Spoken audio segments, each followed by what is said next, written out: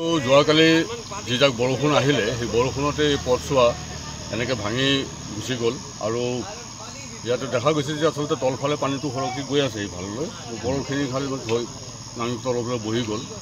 গতিকে এতিয়া ঘটনা হ'ল কি এই পথছোৱাই ভাঙি যোৱাৰ কাৰণে আমাৰ সেইফালে থকা কেইবাখনো গাঁৱৰ ৰাইজ যিটো ৰঙাপাৰাৰ লগত যিটো যোগাযোগ তেওঁলোকৰ যিটো যাতায়াতৰ ব্যৱস্থা সেই ব্যৱস্থাটো সম্পূৰ্ণৰূপে ব্যাহত হৈ গ'ল।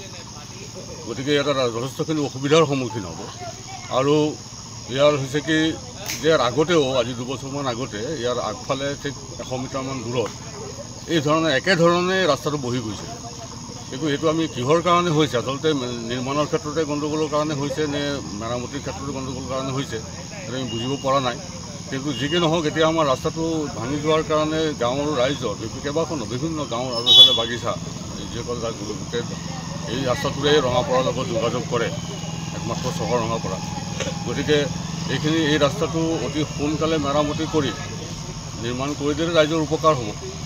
আৰু সেইকাৰণে আমি ইয়াৰ স্থানীয় কৰ্তৃপক্ষ বিধায়ক মহোদয় সকলোকে আমি অনুৰোধ কৰিছোঁ যাতে তেওঁলোকে এই বিষয়টো গুৰুত্ব সহকাৰে লৈ যাতে এই ৰাস্তাটো অতি সোনকালে মেৰামতি কৰি দিয়ে। আৰু এই ধৰণৰ এই মেৰামতি যদি খুব সোনকালে নকৰে আৰু কেইদিনমান পিছতে বিদ্যালয় খুলিব। গতিকে বিদ্যালয় খোলাৰ লগে লগে বহু ছাত্ৰ ছাত্ৰী এইফালৰ পৰা অহা যোৱা কৰে, গতিকে তেওঁলোকৰ কাৰণে যথেষ্ট অসুবিধাজনক হৈ পৰিব এই কথাটো।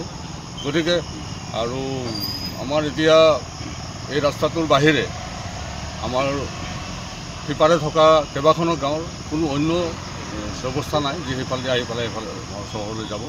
গতিকে আমি পুনৰ অনুৰোধ কৰিছোঁ যাতে সোনকালে বিভাগীয় কৰ্তৃপক্ষই এইটো গুৰুত্ব সহকাৰে লৈ ৰাস্তাটো মেৰামতিৰ ক্ষেত্ৰত ক্ষীপ্ৰ যাতে ব্যৱস্থা গ্ৰহণ কৰে।